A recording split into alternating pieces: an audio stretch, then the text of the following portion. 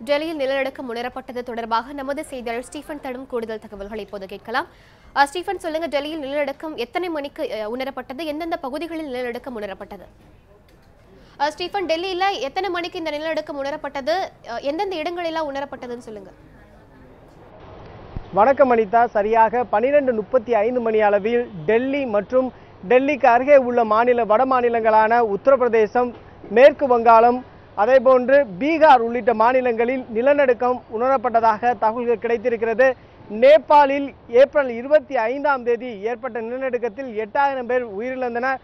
இதனையடுத்து மீண்டும் நேபாள் தலைநகர் காத்மண்டுவில், அதேபோன்று ஆப்கானிஸ்தானிலும் நிலநடுக்கமானது உணரப்பட்டிருக்கிறது. நேபாளில் 7.4 ரிக்டர் அளவுகோலில் பதிவு செய்யப்பட்டிருக்கிறது.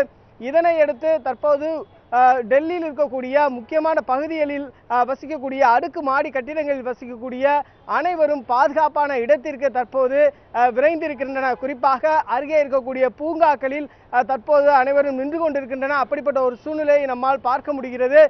இது குறித்து உள்துறை அமைச்சகமானது சம்பந்தப்பட்ட மாநிலங்களுக்கு சுற்றறிக்கையானது வெளியிட்டிருக்கிறது. அந்த சுற்றறிக்கையில் குறிப்பாக மக்கள் அச்சப்பட தேவையில்லை, முன்னெச்சரிக்கை நடவடிக்கையாக மாநில அரசு பல்வேறு பாதுகாப்பு அம்சங்களை செய்வதற்கு தயார் நிலையில் இருப்பதாகவும் அதில் குறிப்பிடப்பட்டிருக்கிறது. அனிதா, ஸ்டீஃபன், நீங்க சொன்னது மாதிரி என்ன மாதிரியான முன்னெச்சரிக்கை நடவடிக்கைகள் அரசு தரப்புல செய்யப்பட்டிருக்கு?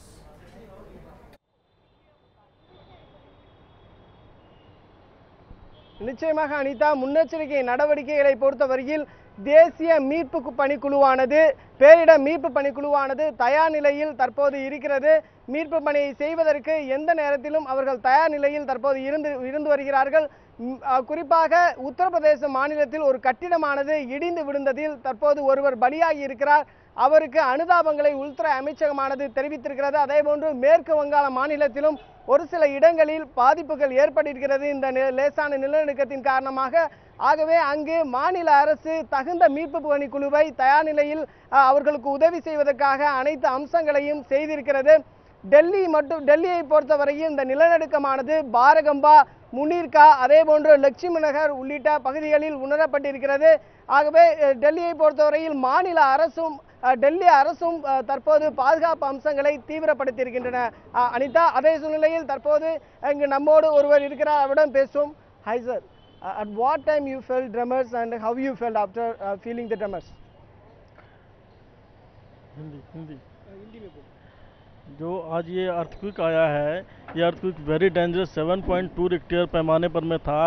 अभी मैं मेट्रो से आ रहा हूँ। जिस जीटीवी नगर से कनॉट प्लेस आने में जो 15 से 20 मिनट का टाइम लगता है, वो इस अर्थक्वेक की वजह से मोर देन 1.5 घंटा हमको आने में लगा है, जिसकी वजह से भारी परेशानी का सामना करना पड़ा है। अभी मेरा बात हुआ है घर पे, जो बता रहे थे कि पत्ते की तरह मकान सब झूल रहा था, उसकी वजह से काफ़ी जगह कुछ बहुत परेशानी हुआ है। Thank you sir. தற்போது அனிதா அவர் நம்மோடு பேசுகையில் குறிப்பாக அவர் சொன்னது என்னவென்றால், அவர் மெட்ரோவில் வந்து கொண்டிருந்த போது திடீரென இந்த நிலநடுக்கம் ஏற்பட்டதாகவும், அதற்கு பிறகாக மெட்ரோ சேவையானது துண்டிக்கப்பட்டு ஒரு சில நிமிடங்கள், குறிப்பாக அரை மணி நேரத்திற்கு மேலாக அவர் மெட்ரோவில் இருந்ததாகவும் நம்மோடு பகிர்ந்து கொண்டார். அதேபோன்று மேற்கு வங்காளத்தை பொறுத்தவரையில் தற்போது போக்குவரத்தானது முடக்கி வைக்கப்பட்டிருக்கிறது. குறிப்பாக இந்த மெட்ரோ சேவையானது தற்போது முழுவதுமாக முடக்கி வைக்கப்பட்டிருக்கிறது. அனிதா, ஸ்டீஃபன், உங்கள் தகவல்களுக்கு நன்றி.